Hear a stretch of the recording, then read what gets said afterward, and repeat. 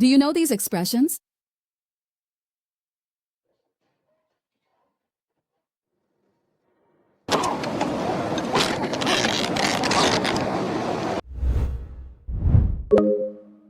It's no secret that painters often have strange inclinations, extravagant whims, and vices that can be hard to understand for those not familiar with the artistic world. However, none of these behaviors can compare to Henri's, a man whose greatest and deepest desire is to paint his wife's buttocks. And to be even more specific, not just his wife's, but practically those of any beautiful woman who crosses his path. His obsession is so intense and obvious that his wife, already tired of his persistence, makes it very clear to him that she has absolutely no intention of letting him paint her. She also reminds him that the next morning he has to take the kids to school, thus frustrating Henri's creative impulse and leaving him empty-handed. Henri doesn't make a living from painting.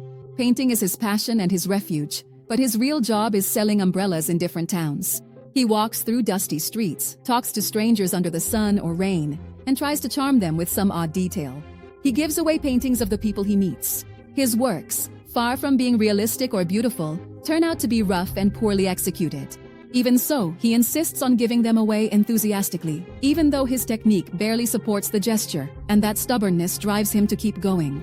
In a cozy house, he gives one of those paintings to a client. She hangs it above the fireplace, perhaps out of courtesy. While the woman approaches to serve him coffee, Henri tries to touch her buttocks and makes a clumsy attempt to lift her dress. She reacts with alarm and pulls away, keeping her distance. Even so, with a disconcerting calm, she tells him that she wouldn't mind posing nude if he wants a more intimate painting. And the proposal opens a dangerous door. She takes off her dress and poses in her underwear, confident yet shy at the same time. She plays at making art while he can't tell the difference between inspiration and predation. For a few seconds, shame returns to her face, but the spark has already ignited Henri. He doesn't hesitate. He approaches her impulsively, touches her, and kisses her. She pretends to resist at first, but the tension turns into shared desire, and she ends up sleeping with him in her own bed as the afternoon fades away, and the risk of being discovered hangs in the air. When the encounter ends, Henri gathers his things and gets back on the road. A man appears on the highway looking like he needs help, and without thinking, Henri offers him a ride. The stranger takes him to his house, where he lives with his wife. From the very first moment, she watches him with suspicion, as if her husband bringing home a stranger without warning were an intimate affront. And that suspicion grows with every word. Despite the distrust, Henri comes in and thanks them for the gesture. The woman prepares a bed for him in the guest room, carrying out every movement with coldness. The discomfort intensifies. He washes up after the journey, and she, unable to ignore him, spies on him through a small window. The intense gaze forces him to look up, but she hides just in time. Annoyed by the surveillance, Henri props a suitcase against the window to block it, while the tension leaves a crack in the fragile hospitality. The next morning, Henri's car breaks down and leaves him stranded in a nearby town. A man approaches and offers him temporary lodging. Henri accepts, grateful for the respite. At first glance, the place seems like a discreet paradise, a refuge that asks no questions. There lives a young woman of extraordinary beauty who offers her body willingly and asks for nothing in return, as if her presence were a constant promise.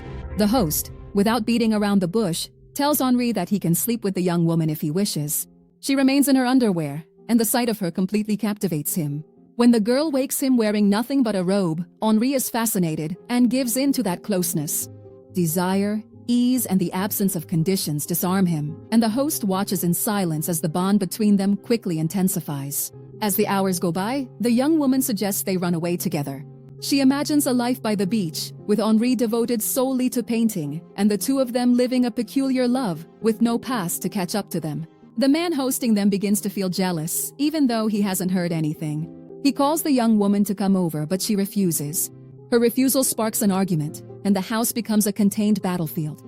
Overcome by rage, the host grabs a shotgun and threatens Henri, demanding that he get out of his house. Henri reacts and disarms him with precision.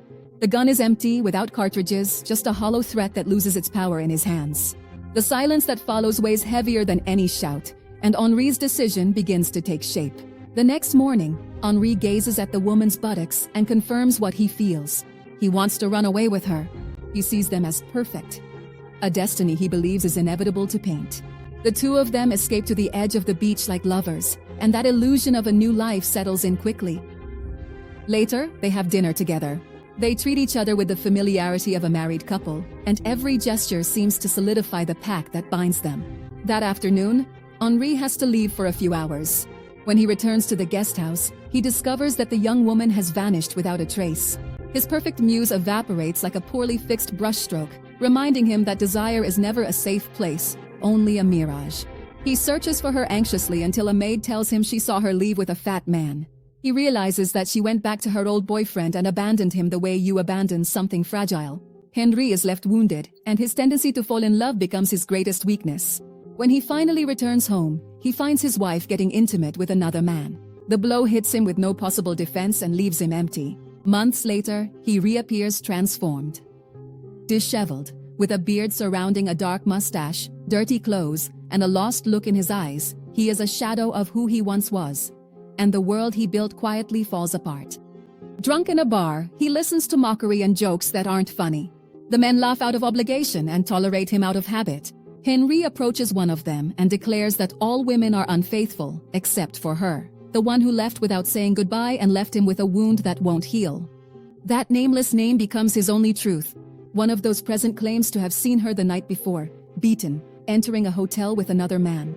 Henri loses control, grabs him by the neck and shakes him, shouting that it's a lie. The owner steps in and tells him he's too drunk and needs to leave. Henri refuses, insisting that his woman was not just anyone, and that she disappeared without a trace, so no one could have seen her. The argument heats things up and the atmosphere becomes tense to the breaking point.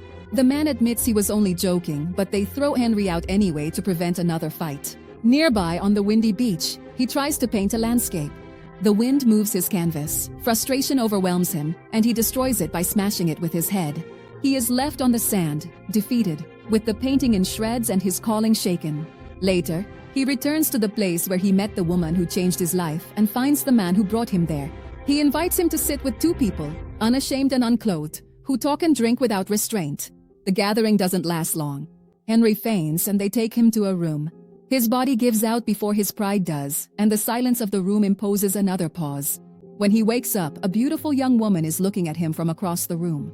She is not only beautiful, but also kind, with a pure character. Henri confesses to her that since his heartbreak he hasn't been able to paint, and she encourages him. She assures him that his talent will return, and gently asks when he will paint her. When she sees him reaching for more alcohol, she asks him not to, because it saddens her and takes him away from painting. Her words reach him where nothing else can. Henri obeys. He sets the glass down on the nightstand without protest. It's a simple gesture, but in it there is a surrender that opens a different path. The urge to drink subsides, and a new calm appears. Shortly after, Henri decides to paint her. She wears a simple, almost angelic outfit that reinforces her innocence. He focuses as he rarely does. He observes every gesture, every line of her face, every pose she adopts while sitting for him. Attention becomes discipline, and for the first time, painting feels like an act of true presence. When he finishes, the young woman looks at the painting with a warm smile and assures him that she loves it, that she finds it beautiful and special.